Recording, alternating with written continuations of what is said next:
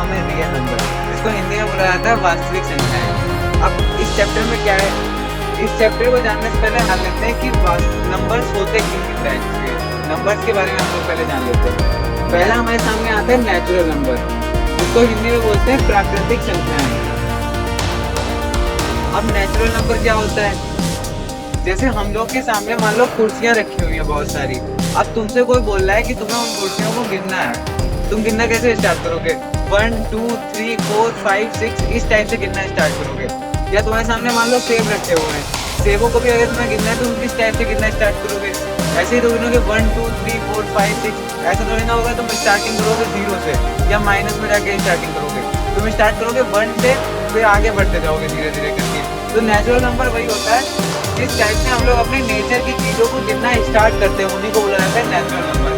Natural number क्या क्या होते हैं? 1 2 3 4, इसी टाइप से आगे हम लोग गिनते रहते हैं इनफाइनाइट तक, पूरा पूरा आगे तक अनंत बोला जाता है इनफाइनाइट को। अब इसके बाद में दूसरा नंबर हमारे सामने आता है होल नंबर,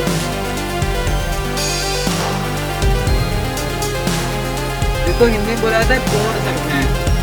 अब होल नंबर क्या होता है, जैसे हमारे पास नेचुरल नंबर है, केवल नेचुरल नंबर में आगे 0 ऐड कर दें तो ये होल नंबर बन जाएगा। होल नंबर 0 से स्टार्ट होता है, ये भी आगे पूरा अनंत तक चलता चला जा रहा है। आगे हम लोग कितने नंबर गिन सकते हैं? 50 हो, 100 हो, 1000 हो, लाख हो, करोड़ हो, कितने भी हो, गिनते चले जाएंगे आगे। अब इसके बाद में हमारे सामने आता है इंटीजर,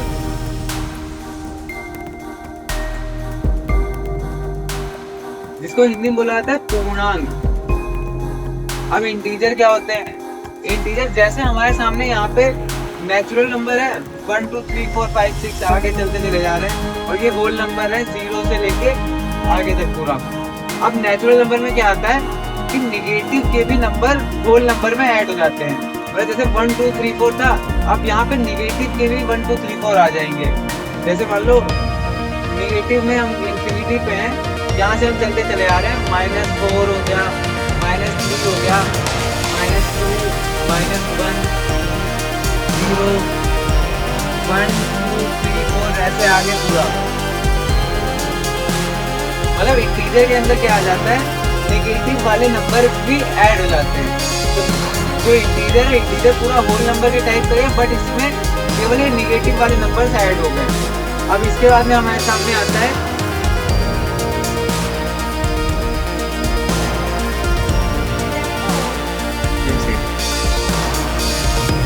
अब इसके बाद में हमारे सामने आता है non negative integer. Non negative integer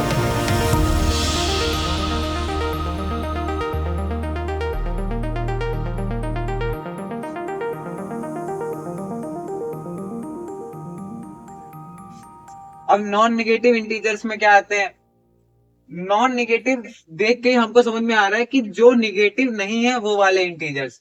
अब इनके अंदर क्या आएगा, जैसे हमारे पास 1 हो गया, 2 हो गया, 3 हो गया, आगे चलते हुए सारे पॉजिटिव जितने नंबर्स हैं वो सारे नंबर हो गए। अब ये वाले जो नंबर है ये निगेटिव नहीं है, वही तो इसमें आना है नॉन निगेटिव इंटीजर्स। लेकिन हाँ, इसमें एक और नंबर बढ़ के आएगा जो हमारे पास होता है 0, क्योंकि 0 भी निगेटिव नहीं है। 0 ना ही निगेटिव है हमारे पास और ना ही ये पॉजिटिव है, तो 0 भी यहाँ पे आएगा, क्योंकि नॉन निगेटिव इंटीजर्स के बारे में हम बात कर रहे हैं। तो 0 है, 0 भी नॉन निगेटिव इंटीजर है, 1 भी नॉन निगेटिव इंटीजर है, 2 भी नॉन निगेटिव इंटीजर है। लेकिन हम यहाँ पे -1 या -2 नहीं लिख सकते, क्योंकि वो निगेटिव इंटीजर्स में आते हैं। अब यहाँ पे एक आता है नॉन पॉजिटिव इंटीजर्स, ये बिल्कुल सेम है इसी की तरह।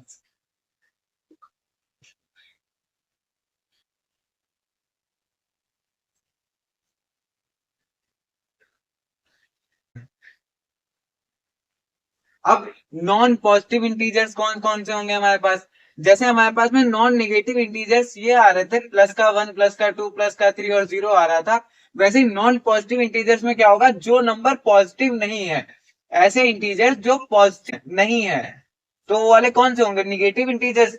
मतलब यहाँ पे सारे निगेटिव इंटीजर्स लिख दिए जाएंगे, क्योंकि जो निगेटिव इंटीजर्स हैं वो पॉजिटिव नहीं है, और हमें यहाँ पे लिखना ही है नॉन पॉजिटिव इंटीजर्स, तो यहाँ पे सारे निगेटिव के इंटीजर्स आ जाएंगे, -1 -2 -3 आगे ऐसे ही इनफाइनाइट तक पूरा माइनस का। लेकिन हाँ, यहाँ पर भी जीरो आएगा क्योंकि जीरो भी नॉन पॉजिटिव इंटीजर्स है। जीरो नॉन पॉजिटिव इंटीजर भी है और नॉन निगेटिव इंटीजर भी है, क्योंकि जीरो ना ही पॉजिटिव है और ना ही निगेटिव है, तो जीरो को दोनों में बोला जाएगा। अब हमारे सामने आता है rational number.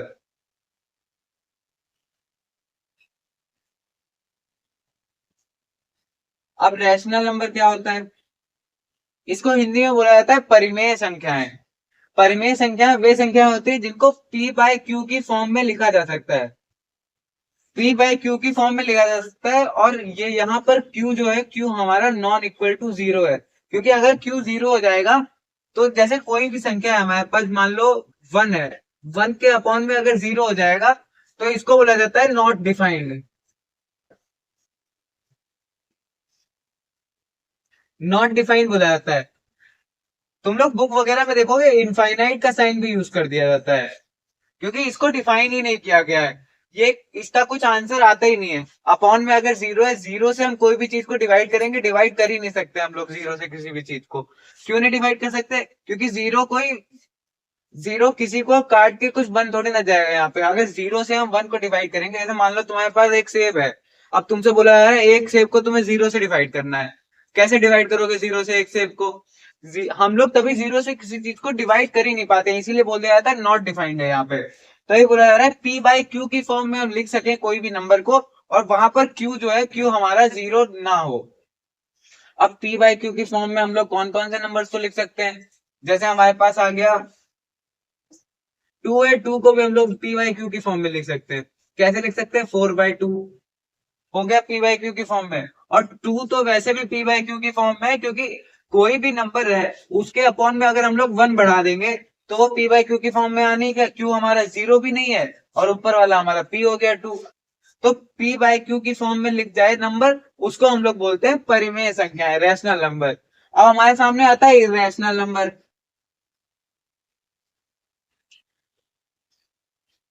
Irrational number, irrational number क्या होता है? वो सारे नंबर जिनको हम लोग पी बाय क्यू की फॉर्म में नहीं लिख सकते हैं।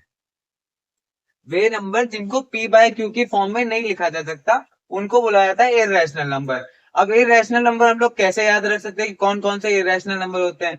सिंपल सी बात है, इरेशनल नंबर वो वाले नंबर होते हैं, जैसे वो नंबर जो रूट के अंदर आ रहे हैं और उनका कोई फिक्स स्क्वायर रूट नहीं है।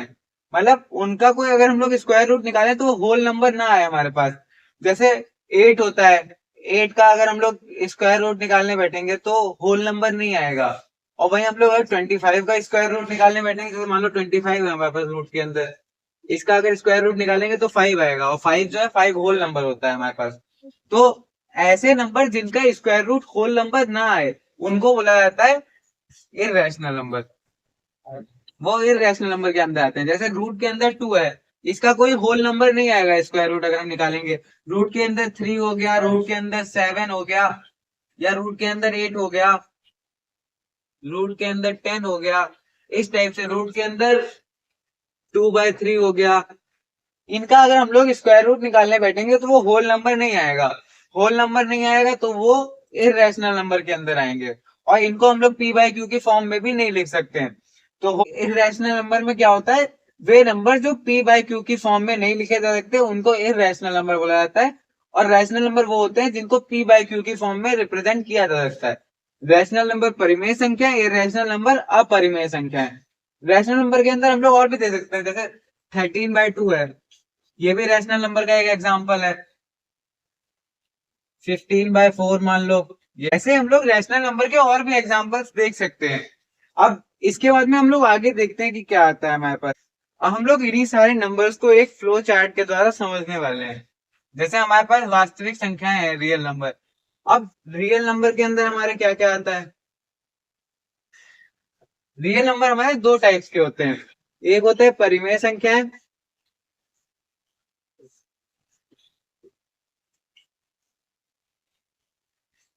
जिन्हें रैशनल नंबर बोला जाता है।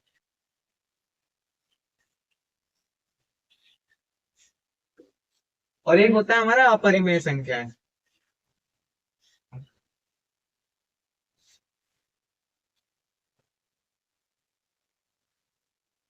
जिन्हें इर्रेशनल नंबर बोला जाता है। Irrational number. अब परिमेय संख्याएं को हम लोग दिखाते हैं क्यू से। क्यू से दिखाया जाता है परिमेय संख्याएं। और जो अपरिमेय संख्याएं होती है इनको क्यू डैश से दिखाया जाता है। ऊपर हल्का सा डैश लगा दिया जाता है, या कई जगह दिखाया जाता है क्यू सी से भी दिखाया जाता है। अब परिमेय संख्याओं के अंदर हमारे क्या क्या आता है? अब परिमेय संख्याओं के अंदर हमारा पूरा मतलब सारे इंटीजर्स वगैरह आते हैं।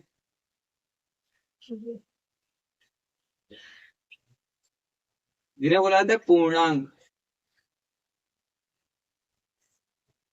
इसे जेड या आई से दिखाया जाता है। सारे इंटीजर्स आते हैं हमारे। अब इंटीजर के अंदर क्या क्या आता है? निगेटिव इंटीजर,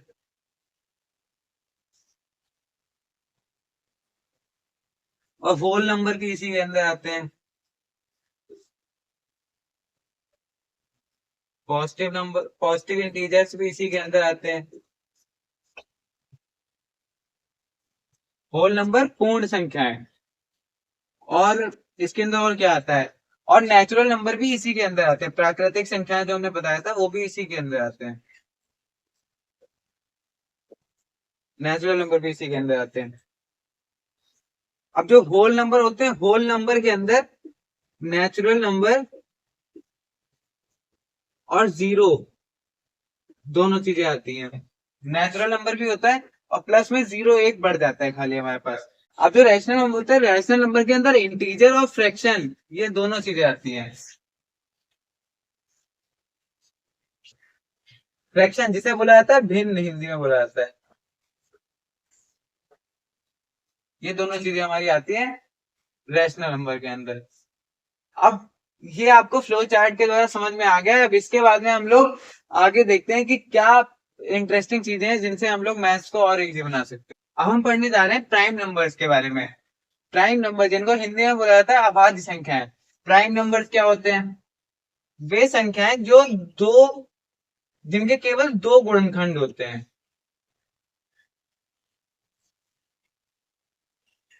गुणनखंड को क्या बोलते हैं? फैक्टर। फैक्टर बोलते हैं इनको इंग्लिश में। प्राइम नंबर वे संख्याएं होती है जिनके केवल दो गुणनखंड होते हैं। अब गुणनखंड क्या होता है, फैक्टर क्या होते हैं? फैक्टर मतलब सिंपल सी चीज है, वो नंबर किन किन नंबर से डिवाइड हो पा रहा है। जैसे हमारे पास टू है, टू हमारा टू से डिवाइड हो जाएगा और वन से डिवाइड हो जाएगा। थ्री है, थ्री भी हमारा वन से डिवाइड हो जाएगा और थ्री से डिवाइड हो जाएगा। सिंपल सी चीज है कि अपने आप से और वन से, इन दोनों नंबर से तो सारे नंबर डिवाइड हो रहे होते हैं। तो हमारे पास जो अभाज्य संख्या है, अभाज्य संख्या वही संख्या होती है जो केवल अपने आप से डिवाइड हो या तो वन से डिवाइड हो। इसके अलावा वो किसी और नंबर से डिवाइड ना हो रही हो, किसी और नंबर से उनको ना काटा जा सके, उन्हीं को बोला जाता है अभाज्य संख्या। वैसे हमारे सामने आती है कंपोजिट नंबर। कंपोजिट नंबर जिनको इंग्लिश में, हिंदी में बोला जाता है भाज्य संख्याएं। भाज्य संख्याएं। अब भाज्य संख्याएं क्या होती हैं? भाज्य संख्याएं वे संख्याएं होती हैं जिनके दो से अधिक गुणनखंड होते हैं। दो से अधिक गुणनखंड हो। अधिक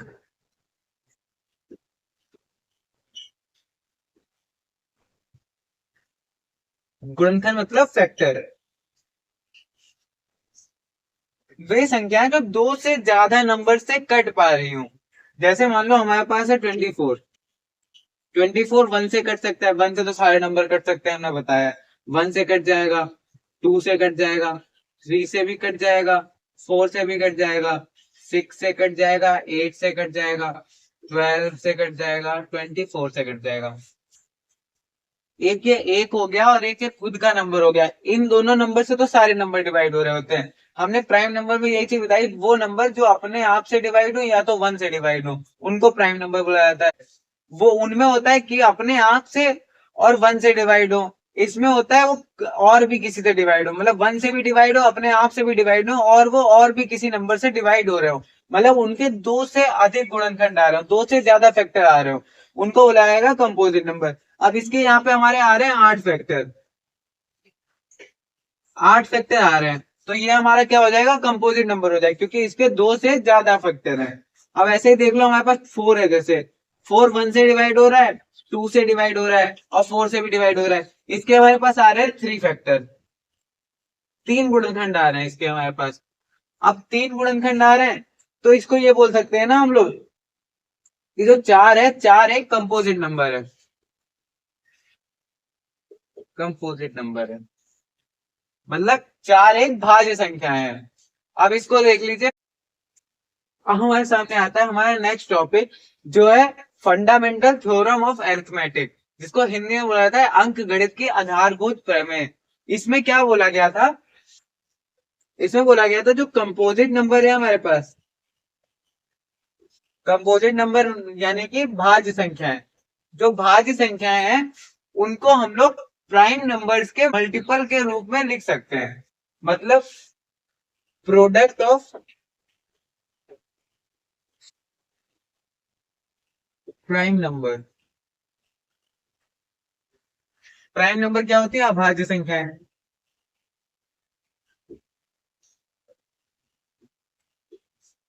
और कंपोजिट नंबर क्या होता है? भाज्य संख्याएं।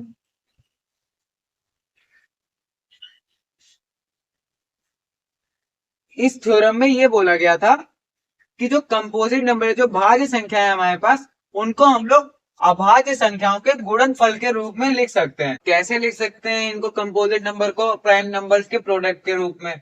इसके लिए हम लोग कुछ एग्जांपल्स देख लेते हैं। जैसे हमारे पास है 22, 22 है, 22 को तुम कैसे लिख सकते हो? 2 into 11 लिख सकते हो। 11 देखो, 11 भी केवल 1 से और 11 से डिवाइड हो रहा है, मतलब ये अभाज्य संख्या है।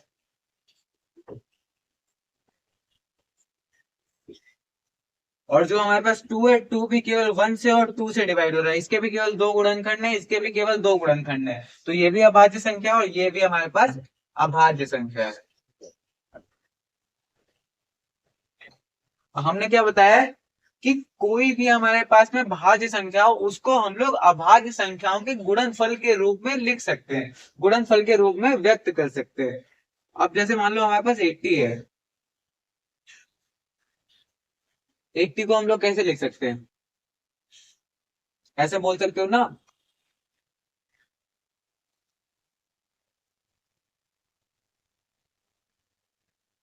जैसे 2 into 2 into 2 into 10, 2 2 जा 4, 4 2 जा 8, 8 10 जा 80 हो गया ना। अब इसको 10 को भी हम लोग लिख सकते हैं तोड़ के, 5 और 2 के रूप में लिख सकते हैं इसको। तो 80 को हम लोग कैसे लिख सकते हैं पूरा खोल के? 2 into 2 into 2 into 2 into 5, 4 बार हमारे पास 2 आ गया और एक 5 आ गया। तो हम लोग कोई भी कंपोजिट नंबर को ऐसे तोड़कर उसको प्राइम नंबर्स के रूप में लिख सकते हैं। कैसे लिख सकते हैं? प्राइम नंबर्स के प्रोडक्ट के रूप में लिख सकते हैं उसको। कोई भी कंपोजिट नंबर हमारे सामने आ जाए, कितना भी बड़ा कंपोजिट नंबर हो, कितना भी छोटा कंपोजिट नंबर हो, उसको हम लोग ऐसे प्राइम नंबर्स के गुणनखंड, गुणनफल के रूप में लिख सकते हैं, व्यक्त कर सकते हैं गुणनफल के रूप में। अब इसके बाद में हम लोग अगले टॉपिक पे चलते हैं, जिसको नोट करना हो वो पॉज करके नोट कर ले। इसके बाद में हम लोग के सामने आता है LCM and HCF, LCM and HCF. अब एलसीएम एंड एचसीएफ क्या होता है? इसको हिंदी में बोला जाता है लासा और मासा।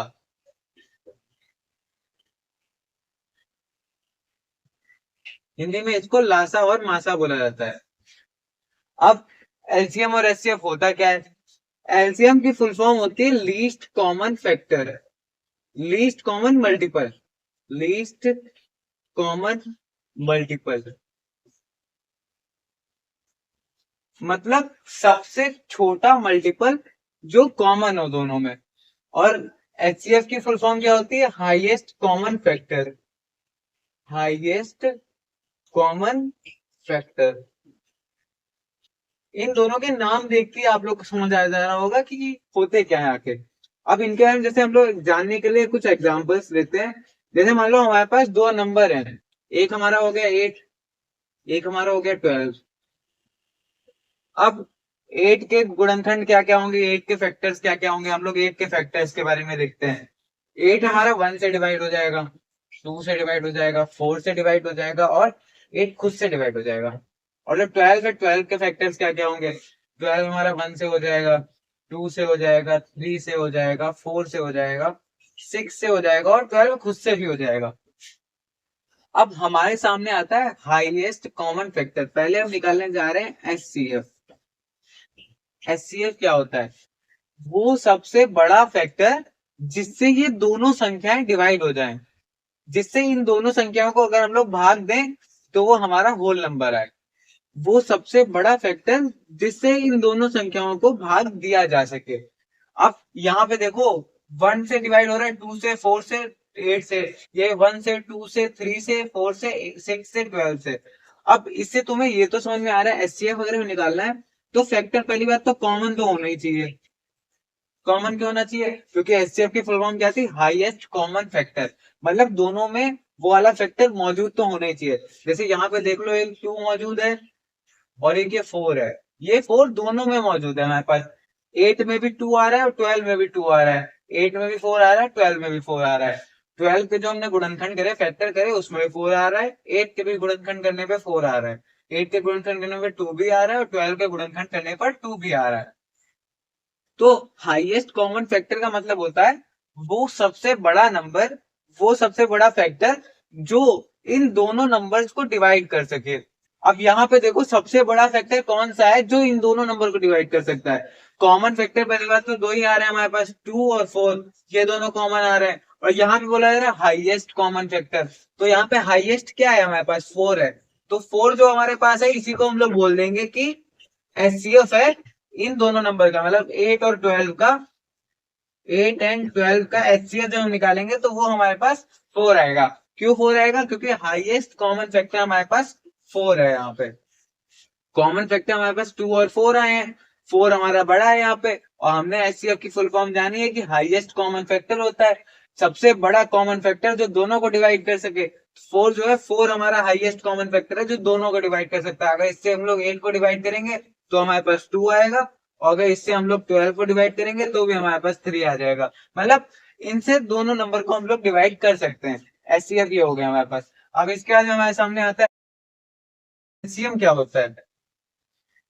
एलसीएम के लिए हमें क्या करना पड़ेगा? जो हमारे पास 8 है और 12 है, इसके हम लोग को मल्टीपल लिखने पड़ेंगे।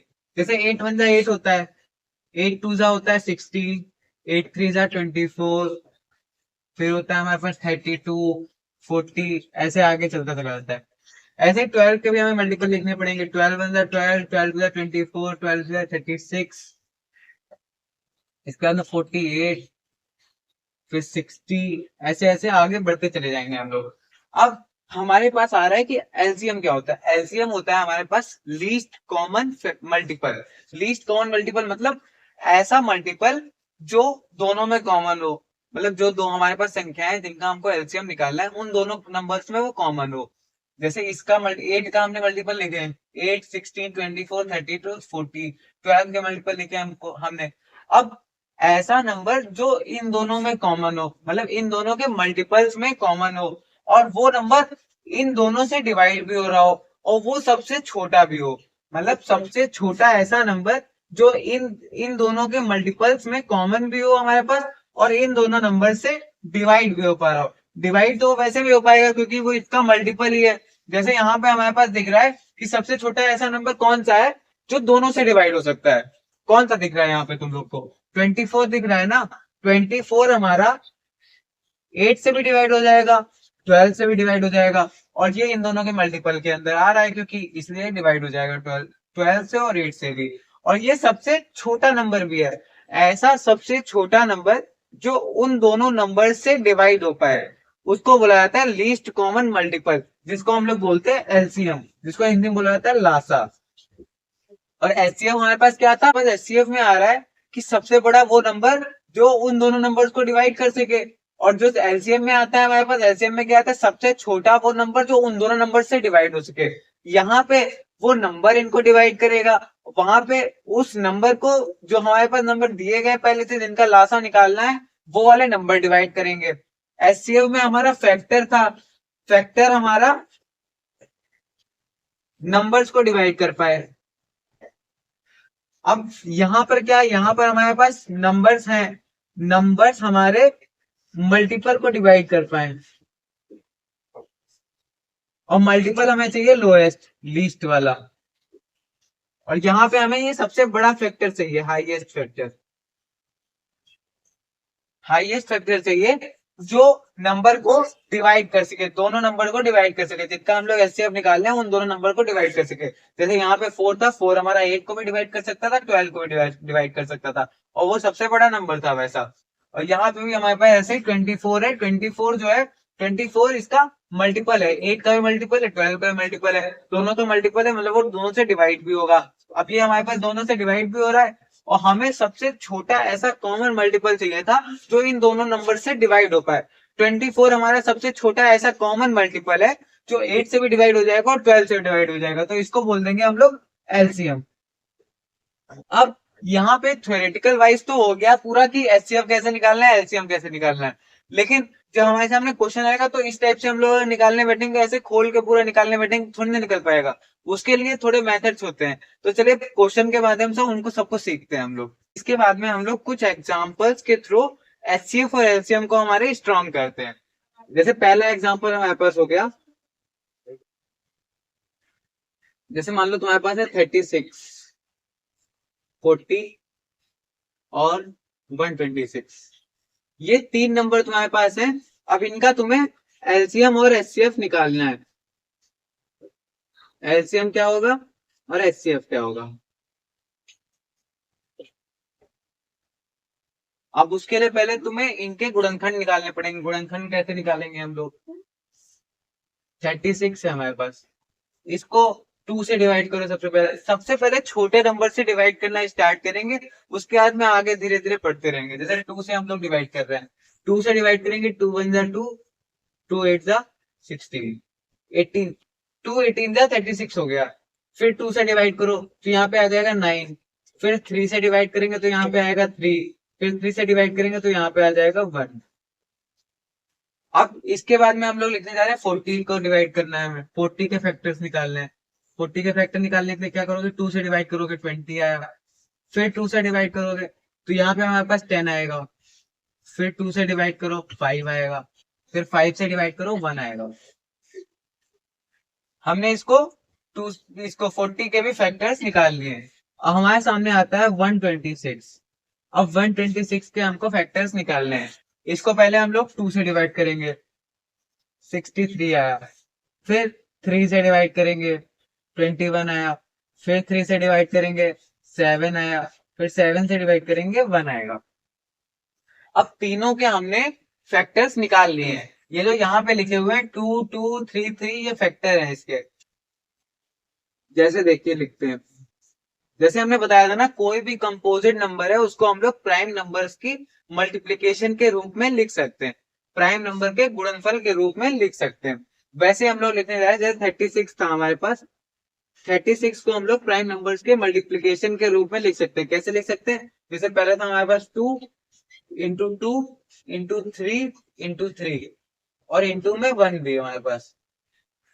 अब 2 2 जा 4, 4 3 जा 12, 12 3 जा 36, 36 के इक्वल आ रहा है ना, ऐसे हम लोग मल्टीप्लीकेशन के रूप में लिख सकते हैं। ऐसे ही 40 को हम लोग फैक्टर्स लिखेंगे मल्टीप्लाई कर करके, 2 इंटू 2 इंटू 2 इंटू 5 इंटू में 1। अब ऐसे ही 126 के भी फैक्टर्स हम लोग मल्टीप्लाई कर करके लिखेंगे, 2 इंटू 3 इंटू 3 इंटू 7 इंटू में 1। अब हमें निकालना है एलसीएम एंड एचसीएफ। इसको हम लोग ऐसे भी तो लिख सकते हैं, जैसे 2 इंटू 2 है तो हम लोग ये भी तो लिख सकते हैं 2 की पावर 2, और इंटू में 3 इंटू 3 है तो 3 की पावर 2 लिख सकते हैं, मतलब 2 का स्क्वायर और 3 का स्क्वायर, और ऐसे हम लोग 1 भी लिख सकते हैं यहाँ पे। अब यहाँ पे हम देख रहे हैं 2 इंटू 2 इंटू 2, तो इसको हम लोग लिख सकते हैं 2 की पावर 3, इंटू में 5 एक बार आ रहा है तो 5 इंटू में 1। अब वैसे यहाँ पे भी लिख सकते हैं हम लोग, 2 एक बार हमारा आया है तो 2 हो गया, 3 हमारा 2 बार आ रहा है, 3 की पावर 2 इंटू 7 इंटू में 1। अब हमें क्या करना है, जैसे देख लो यहाँ पर हमारे पास 5 है और यहाँ पर 5 नहीं है, यहाँ पे 5 नहीं है, तो यहाँ पे हम लोग ये भी तो लिख सकते हैं 5 की पावर 0। 5 की पावर 0 इक्वल टू 1 होता है। किसी की पावर हम लोग 0 लिख देंगे तो 1 होगा ना, तो हम लोग यहाँ पे 5 की पावर 0 लिख सकते हैं, ताकि सारे जो फैक्टर है वो सारे कॉमन हो जाए हमारे पास। उसके बाद में एलसीएम और एचसीएफ निकालना हमारे लिए आसान हो जाएगा। तो यहाँ पे हम लोग लिख सकते हैं 5 की पावर 0। और यहाँ पर भी हम लोग बढ़ाएंगे, जैसे यहाँ पे देख लो 3 नहीं आ रहा है, 3 नहीं आ रहा है, 7 भी नहीं आ रहा है, तो 3 की पावर 0 इंटू 7 की पावर 0। और यहाँ पे 7 भी नहीं आ रहा है, तो 7 की पावर 0 भी यहाँ पे बढ़ा देंगे हम लोग। अब यहाँ पे देख लो 7 आ गया, 3 आ गया, 2 आ गया, लेकिन 5 हमारे पास यहाँ पे नहीं आया, तो 5 की पावर 0 हम लोग यहाँ पर भी बढ़ा देंगे। अब हमें एलसीएम निकालने के लिए क्या करना है? एलसीएम निकालने के लिए सिंपल सा है, जो पहले तो हमें देखना है कॉमन फैक्टर। 2 हो गया, सारे तो हमने कॉमन कर लिए ना, 5 की पावर 0 वाले ऐड कर लिए हमने, जो कॉमन नहीं थे वहां पे हमने 0 की पावर लग के उनको भी ऐड कर लिया। हमें क्या करना है, जो कॉमन फैक्टर है, अब हमें एलसीएम निकालने के लिए क्या करना पड़ेगा, जो हमारे कॉमन फैक्टर्स हैं, ये हमारे सारे कॉमन फैक्टर्स हो गए।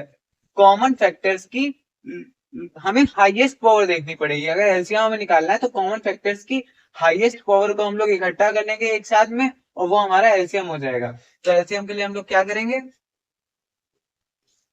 जैसे यहाँ पे देखो 2 तीनों में कॉमन है, अब 2 की हाईएस्ट पावर यहाँ पे क्या आ रही है, 2 की पावर 3, तो यहाँ पे हम लोग 2 की पावर 3 उतार लेंगे। अब इसके बाद में 3 हमारा तीनों में देखो कॉमन हो गया, यहाँ पे 3 की पावर 0 है, 3 की पावर 2 है, यहाँ पे भी 3 की पावर 2 है। तो यहाँ पर हम लोग क्या करेंगे, यहाँ पे हमें क्या निकालना है, सबसे बड़ी पावर उसकी निकालनी है, हाईएस्ट पावर निकालनी है हमें कॉमन फैक्टर की। तो 3 की पावर 2 जो है, 3 की पावर 2 हमारा सबसे हाईएस्ट पावर आ रही है यहाँ पे, 3 की पावर 2 हो गया। अब हमें ऐसे ही 7 की भी हाईएस्ट पावर निकालनी है, 7 की हाईएस्ट पावर निकालेंगे तो यहाँ पे 7 की पावर 0 है, 7 की पावर 0 है, यहाँ पे 7 की पावर 1 है, तो यहाँ पे 7 हो जाएगा। अब इसके बाद में इसी टाइप से आपको 5 की भी कॉमन पावर निकालनी है, मतलब कॉमन फैक्टर है हमारे पास 5, 5 की भी हमें हाईएस्ट पावर निकालनी होगी। 5 की हाईएस्ट पावर क्या आएगी, यहाँ पे देखो 0 आ रहा है, यहाँ पे भी 0 आ रहा है, यहाँ पे 1 है, तो 5 की हाईएस्ट पावर हमारे पास क्या होगी, 1 होगी, तो 5 की पावर 1 हम लोग इकट्ठा कर लेंगे। तो ये हमारा आ गया है एलसीएम। इसको हम लोग सॉल्व करेंगे तो हमारा एलसीएम आ जाएगा। हमारा एलसीएम यहाँ पे निकलता है इसका जाके 2520 निकलता है हमारा एलसीएम जाके यहाँ पे। इसको सॉल्व कर लीजिएगा पूरा अच्छे से। अब इसके बाद में हम लोग एचसीएफ देखते हैं, एचसीएफ क्या होता है, एचसीएफ कैसे निकालेंगे। एचसीएफ के लिए हमें क्या करना पड़ेगा, जो हमारे कॉमन फैक्टर्स हैं, कॉमन फैक्टर्स की सबसे लोएस्ट पावर को हमें लेना पड़ेगा। अब जैसे यहाँ पे देखो 2 है, 2 है, 2 2 तीनों के अंदर आ रहा है, कॉमन फैक्टर्स की लोएस्ट पावर क्या है, 2 की सबसे लोएस्ट पावर हमारे पास 1 है, तो 2 की पावर 1 हमने यहाँ पे ले लिया है।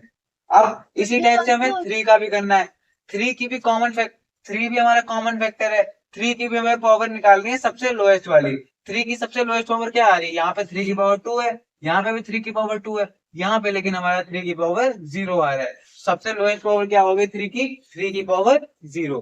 अब इसी टाइप से हम लोग को 7 की भी लोएस्ट पावर निकालनी है, यहाँ पर भी 1 है, यहाँ पर लेकिन 0 है, तो सबसे लोएस्ट पावर हमें निकालनी होगी अगर इसकी, तो 7 की पावर यहाँ पे 1 है, यहाँ पे 0 है, यहाँ पर 0 है, सबसे लोएस्ट पावर क्या होगी हमारे भी 7 की पावर 0। इसी टाइप से 5 की हमको निकालनी पड़ेगी, 5 की सबसे लोएस्ट पावर निकालनी है, यहाँ पे 0 है, यहाँ पर 1 है, यहाँ पर 0 है, तो 5 की पावर 0 हमारा लोएस्ट आ जाएगा। और एक 1 तो हमारा है ही, 1 हम मल्टीप्लाई करें ना करें वो तो बराबर ही आएगा ना उसके। तो अब इसके बाद में एचसीएफ सॉल्व करने के लिए हमको क्या करना पड़ेगा, इनको सबको मल्टीप्लाई करना पड़ेगा। 3 की पावर 0 हमारा 1 हो गया, 7 की पावर 0 हमारा 1 हो गया, 5 की पावर 0 हमारा 1 हो गया, ये तो हमारे पास पहले से ही 1 है, तो 1 इंटू 1 ये तो 1 ही रहा, और यहाँ पे 2 की पावर 1 हमारा 2 हो गया, तो एचसीएफ हमारा क्या आ जाएगा, 2 आ जाएगा हमारा एचसीएफ। अब इसको देख लीजिए, इसके बाद में इसके आगे और भी एग्जाम्पल्स करते हैं हम लोग। अब इसके बाद में हमारे सामने कुछ और एग्जाम्पल्स आते हैं। अगला एग्जाम्पल है हमारे पास, जैसे मान लो हमने तुम्हें 2 नंबर दे रखे हैं, पी और क्यू दे रखा है हमने तुम्हें, ये दोनों अभाज्य संख्याएं हैं, प्राइम नंबर है, प्राइम नंबर है, जिन्हें अभाज्य संख्याएं बोला जाता है। मतलब ये केवल अपने आप से डिवाइड होंगी और 1 से डिवाइड होंगी, अभाज्य संख्याएं हैं। हमने तुमको दो अलग अलग नंबर दे रखे हैं जो अभाज्य संख्याएं हैं। अब इनका तुम्हें एचसीएफ और एलसीएम निकालना है। अब कैसे निकाला जाएगा एचसीएफ और एलसीएम? अब हमने जैसे बताया दो अलग अलग नंबर है, प्राइम नंबर है। प्राइम नंबर क्या होता है? जैसे पी है, पी अगर प्राइम नंबर है तो पी किससे किससे डिवाइड होगा? वन से डिवाइड होगा और खुद से डिवाइड होगा। और ऐसे क्यू है हमारे पास, क्यू किससे किससे डिवाइड होगा? एक तो वन से डिवाइड होगा, एक अपने आप से डिवाइड होगा। अब यहाँ पे हमारे पास में लोएस्ट कॉमन फैक्टर क्या आ रहा है? ऐसा सबसे छोटा कॉमन फैक्टर जो इन दोनों को डिवाइड कर पाए, वो तो केवल वन ही होगा ना, क्योंकि हमारे पास फैक्टर तो दो आ रहे हैं, एक वो खुद है, एक वो वन है। तो एक वन ही हमारे पास ऐसा नंबर है जो इसको डिवाइड कर सकता है। तो इसका एचसीएफ हमारे पास निकल के आ जाएगा 1। अब इसका एलसीएम निकालने के लिए हमें क्या करना पड़ेगा? एलसीएम क्या होता है? ऐसा मल्टीपल जो इन दोनों नंबर से डिवाइड हो पाए, ऐसा सबसे छोटा मल्टीपल जो इन दोनों नंबर से डिवाइड हो पाए। अब ऐसा सबसे छोटा मल्टीपल क्या होगा? सबसे छोटा मल्टीपल यहाँ पे होगा ही क्यों? क्योंकि यहाँ पे तो इसके फैक्टर्स हो ही नहीं रहे, ज्यादा फैक्टर तो दो है इसके। तो सबसे छोटा मल्टीपल क्या है? इसका एक ही मल्टीपल ऐसा आएगा जो इन दोनों नंबर से डिवाइड हो पा रहा होगा। वो मल्टीपल क्या होगा? P into Q. केवल ये इकलौता ऐसा मल्टीपल होगा जो इन दोनों नंबर से डिवाइड हो रहा है। अगर हम इसको पी से डिवाइड करेंगे तो यहाँ पे पी कट जाएगा और केवल क्यू बचेगा, और क्यू से डिवाइड करेंगे तो क्यू कट जाएगा और केवल पी बचेगा। तो केवल एलसीएम हमारे पास ये आ रहा है इसका पी इंटू क्यू, और एचसीएफ हमारा आ रहा है 1। अब इसके बाद में हमारे सामने जैसे आ रहा है, इसके बाद में अगला एग्जाम्पल है हमारे पास। जैसे हमें दिया गया है पी, पी एक हमें नंबर दिया गया है जो हमारे पास प्राइम नंबर है।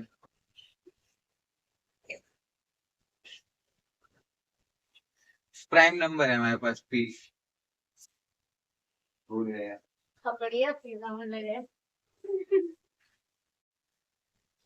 ये हमारे पास प्राइम नंबर है, मतलब अभाज्य संख्या है। अब पेपर में ऐसे लिख के आ जाता है कि P एक अभाज्य संख्या है, हमें इसके गुणनखंडों के योग को लिख कर दिखाना है उन्हें। अब इनके गुणनखंड क्या होंगे? अगर अभाज्य संख्या है तो केवल ये P से डिवाइड होगा और 1 से डिवाइड होगा। इसके केवल दो ही फैक्टर होंगे, केवल P से डिवाइड हो पा रहा होगा और 1 से डिवाइड हो पा रहा होगा। और हमारे पास क्वेश्चन में ऐसे लिख के आता है कि P एक अभाज्य संख्या है, इसके गुणनखंडों को हमें ऐड करके उनको बताना है, गुणनखंडों का योग बताना है उनको। तो इनके गुणनखंडों का योग हमारे पास क्या आएगा? फैक्टर्स का एडिशन हमारे पास क्या आएगा? इसके p प्लस 1 ही तो आएगा, क्योंकि एक फैक्टर इसका p है, एक 1 है। इन दोनों को ऐड करेंगे तो p प्लस 1 ही तो आएगा हमारे पास इसके फैक्टर्स का ऐड। अब इसके बाद में हम लोग जानने वाले हैं, अगर मान लो हमारे पास है 2 पॉजिटिव इंटीजर्स हैं। पॉजिटिव इंटीजर्स, इंटीजर्स मतलब पूर्णांक। दो हमारे पास पॉजिटिव पूर्णांक है, धनात्मक पूर्णांक है हमारे पास दो। मान लेते हैं वो दोनों पूर्णांक है ए और बी। ए और बी है हमारे पास दो धनात्मक पूर्णांक है। अब इनका हमें निकालना है LCM and HCF. LCM of A and B हमें निकालना है, HCF of A and B. ये हमने निकाल लिया, मान लो हमने इसको निकाल लिया। अब इसके बाद में इसमें एक फॉर्मूला आता है कि अगर इसका जो एचसीएफ है, HCF of A and B, इसको इसी के LCM, LCM of A and B से मल्टीप्लाई कर देते हैं तो ये किसके इक्वल होता है? इन्हीं दोनों नंबर्स के मल्टीप्लीकेशन के इक्वल होता है, ए इंटू बी के इक्वल हो जाएगा ये।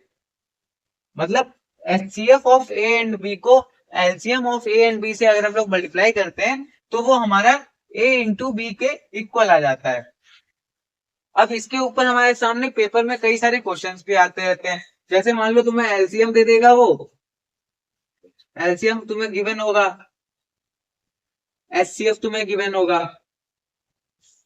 तुम्हें या तो ए दे देगा और बी निकालने को पूछ लेगा, या तो बी दे देगा और ए निकालने को पूछ देगा, या फिर मतलब ये चार चीजें हमारे पास में कोई भी ऐसी पॉसिबिलिटी हो सकती है कि तीन चीजें तुम्हें दे दी जाए और चौथी चीज तुमसे पूछ ली जाए। तो इसके बारे में हम लोग आगे क्वेश्चंस करते हैं इसके लिए। अब उसी फॉर्मूले के ऊपर हम लोग कुछ क्वेश्चंस करने वाले हैं। जैसे मान लो हमें एचसीएफ एंड एलसीएम गिवन है। एचसीएफ हमें दिया गया 9, एलसीएम हमें दिया गया 360, और उन दोनों नंबर्स में से हमें एक नंबर भी बताया गया है कि उन दोनों में से एक नंबर हमारे पास है 45। हमें दूसरा नंबर निकालना है, मतलब ए हमें दे रखा है 45, बी हमें निकालना है। और हमने क्या बताया था, क्या होता है formula, HCF of A and B into LCM of A and B equal to A into B. HCF of A and B, A और बी का एचसीएफ हमारे पास क्या दिया गया 9, LCM of A and B 360 दिया गया है। हमें निकालना है, हमें एक नंबर दिया गया है ए, 45 दिया गया है, हमें बी निकालना है। हम क्या करेंगे, इसका मल्टीप्लाई मतलब डिवाइड करके इसको सॉल्व करके पूरा बी की वैल्यू निकालेंगे। 9 1 जा 9, 9 5 जा 45, 5 1 जा 5, 5 7 जा 35, 1 इधर गया, 5 2 जा, बी हमारे पास आ गया यहाँ पे 72। बी हमारा सॉल्व करके आ गया 72। तो जो ए हमारा था 45 और बी था 72, तो अगर 45 और 72 का हम लोग निकालेंगे तो हमारा एचसीएफ आएगा 9, और जो हमारा एलसीएम होगा, एलसीएम हमारा आएगा 360। तो इस वाले फॉर्मूले को याद रखिएगा, क्वेश्चन पेपर में कई बार पूछे जाते हैं इससे रिलेटेड, इसको याद रखिएगा। अब इसके बाद में हम लोग कुछ और क्वेश्चन करते हैं। अब हमारे पास एक क्वेश्चन है, टू पॉजिटिव इंटीजर, दो हमारे पास धनात्मक पूर्णांक दिए गए, एक हमारा ये हो गया और एक ये है। ए इक्वल टू, मान लो पहले लिख लो, A equal to x cube y दिया गया है और B equal to x into y cube दिया गया है। अब हमें बोला गया है हमारे पास दो धनात्मक पूर्णांक है ए और B, where X and Y is prime number. मतलब जो एक्स और वाई है, यहाँ पे एक्स और वाई जो यूज किया गया है ये हमारा अभाज्य संख्या है। एक्स और वाई यहाँ पर हमारा प्राइम नंबर है, प्राइम नंबर है। अब हमें इसके बाद में इसका एचसीएफ फाइंड करने को बोला गया कि HCF of A and B क्या होगा। अब इसको कैसे सॉल्व करना है, इसको देख के दिमाग में आ रहा होगा भैया ये तो बड़ा टफ लग रहा है देखने में, इसको कैसे सॉल्व किया जाएगा। अब सिंपल सा है, ए इक्वल टू हमें दिया गया एक्स क्यूब इंटू वाई। हमने क्या बताया था, किसी भी भाज्य संख्या को हम लोग प्राइम नंबर के मल्टीप्लीकेशन के रूप में लिख सकते हैं। अब यहाँ पे भी सिंपल सी वही चीज है, हमें यहाँ पे एक कंपोजिट नंबर है हमारे पास, एक भाज्य संख्या है, उसको हमें प्राइम नंबर के रूप में लिखकर पहले से दिया गया है। एक हमारा एक्स क्यूब है इंटू वाई, वैसे ही बी हमारा है यहाँ पे एक्स इंटू वाई क्यूब। ऐसे ही समझो कि ये हमारा एक फैक्टर है, एक्स हमारा एक फैक्टर है, वाई हमारा एक फैक्टर है, यहाँ पर भी एक्स हमारा एक फैक्टर है, वाई हमारा एक फैक्टर है। फैक्टर क्यों है भैया, क्योंकि यहाँ पर हमने बताया है ये प्राइम नंबर है। जो हमारे पास एक्स एंड वाई है, X and Y prime number है, मतलब एक्स और वाई उससे छोटा नहीं हो सकता है, वो उससे बाद में नहीं कटेगा क्योंकि वो एक प्राइम नंबर है। तो हमने ये भी बता रखा है कि कंपोजिट नंबर जो होता है, हमारा भाज्य संख्या होती है, वो दो प्राइम नंबर के मल्टीप्लीकेशन के रूप में लिखी जा सकती है, वैसे ही हमको लिखकर दी गई है। अब हमें क्या करना है, यहां पर हमें निकालना है एचसीएफ। एचसीएफ निकालने के लिए हमने क्या बताया है, सबसे छोटा कॉमन फैक्टर जो है हमारे पास, कॉमन फैक्टर की सबसे छोटी पावर हमको लेनी है, वो हमारी आ जाएगी एचसीएफ। अब हमारे पास यहाँ पे कॉमन फैक्टर एक्स और वाई दोनों चीजें हैं, दोनों कॉमन है, इसमें भी एक्स है, इसमें भी एक्स है, वाई इसमें भी है, इसमें भी वाई है। अब हमें इन दोनों की सबसे छोटी वाली पावर लेनी है। यहाँ पर एक्स क्यूब है, यहाँ पर एक्स की पावर 1 है, तो हम क्या लेंगे, यहाँ पर एक्स की पावर 1, और यहाँ पर हमारे पास वाई की पावर 1 है, और यहाँ पे वाई क्यूब है, तो यहाँ पर हम क्या लेंगे, वाई की पावर 1। तो हमारा एचसीएफ क्या निकल के आ गया, यहाँ पर एक्स इंटू वाई आ गया हमारे पास। अब हमें अगर यहाँ पे एलसीएम भी निकालना होता, मान लो हमें एलसीएम भी पूछा गया था, यहाँ पे ए और बी का हमें एलसीएम भी पूछा गया था। एलसीएम के लिए हम लोग क्या करेंगे, एलसीएम हमने बताया कि जो हमारे पास कॉमन फैक्टर है, कॉमन फैक्टर की सबसे बड़ी वाली पावर, सबसे बड़ी वाली पावर हमारे पास यहाँ पे क्या है, जैसे कॉमन फैक्टर हमारे पास है, यहाँ पे एक्स है, यहाँ पर भी एक्स है, यहाँ पर भी वाई है, यहाँ पर भी वाई है। अब हमारे पास एक्स में इन दोनों में से सबसे बड़ी पावर कहाँ पे है, यहाँ पर है ना भाई एक्स की पावर 3, तो हम लोग यहाँ पे लिख लेंगे एक्स की पावर 3। अब ऐसे ही हम लोग वाई में भी देखेंगे सबसे बड़ी पावर यहाँ पे वाई की कहाँ पे आ रही है। यहाँ पे वाई की पावर 1 है, यहाँ पे वाई की पावर 3 है, तो हम लोग यहाँ पर लिख लेंगे वाई की पावर 3। तो हमारा जो एलसीएम आना था यहाँ पे, एलसीएम हमारा क्या आ जाएगा, एक्स की पावर 3 इंटू वाई की पावर 3। ये हमारा यहाँ पे एलसीएम निकल के आ गया है। एचसीएफ भी हमने निकाल दिया, एलसीएम भी निकाल दिया। एलसीएम पूछा नहीं गया था लेकिन हमने तब भी निकाल दिया नॉलेज के लिए केवल। अब इसको नोट कर लो। इसके बाद में एक और क्वेश्चन हम लोग देखते हैं। अब इसके बाद में हमारे सामने आता है ये क्वेश्चन। इस क्वेश्चन में क्या बोलता है देखते हैं। Largest number which divide 70 and 125 and leaving remainder 5 and 8 respectively. मतलब कोई एक नंबर है हमारे पास में, मान लो कोई सबसे लार्जेस्ट नंबर है जो 70 और 125 को डिवाइड कर रहा है। कोई ऐसा नंबर हमने ले रखा है जो 70 और 125 को डिवाइड कर रहा है, तो उसके बाद में वहां पर उसका रिमाइंडर आ रहा है। जब वो 70 को डिवाइड कर रहा है तब उसका रिमाइंडर 5 आ रहा है, और जब वो 125 को डिवाइड कर रहा है तो उसका रिमाइंडर क्या आ रहा है, 8 आ रहा है।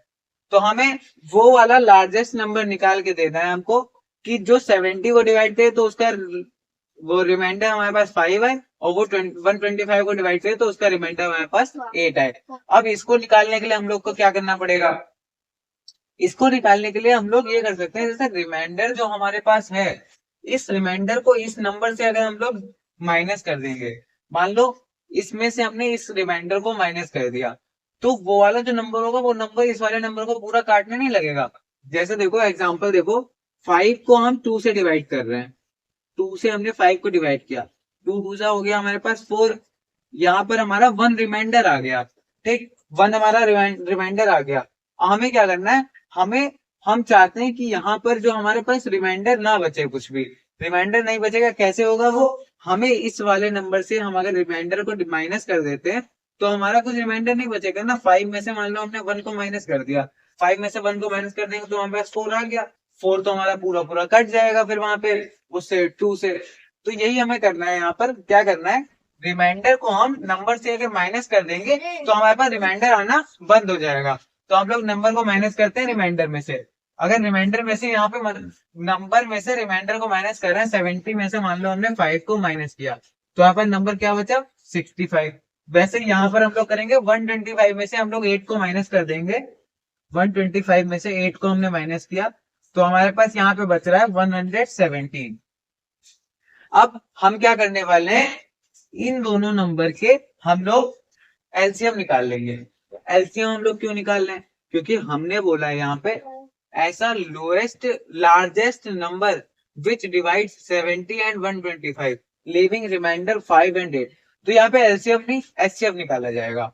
एचसीएफ हम लोग 65 और 117 का अगर निकाल लेंगे तो हमारे पास में वो वाला नंबर आ जाएगा जो 65 और 117 को डिवाइड भी कर पा रहा है, और सबसे बड़ा ऐसा नंबर आ जाएगा जो 65 और 117 को डिवाइड भी कर पा रहा है, और हमारे पास रिमाइंडर यहाँ पर 5 और 8 भी आ रहा है।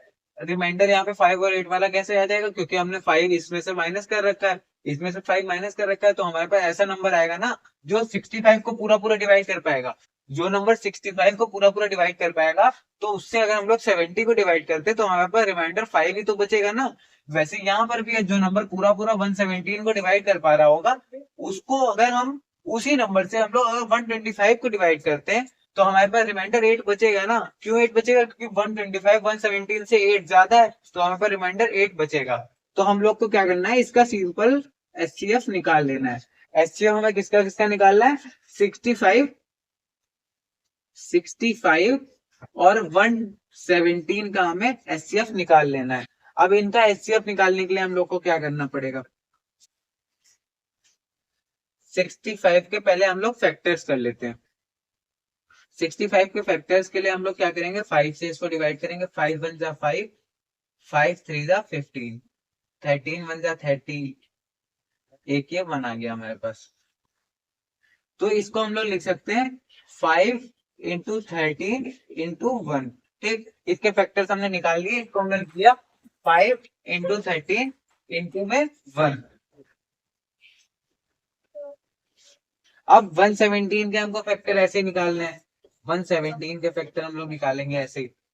अब 117 को अगर हम लोग 3 से डिवाइड करते हैं, 3 3 का 9, 3 3 का 9 हो गया।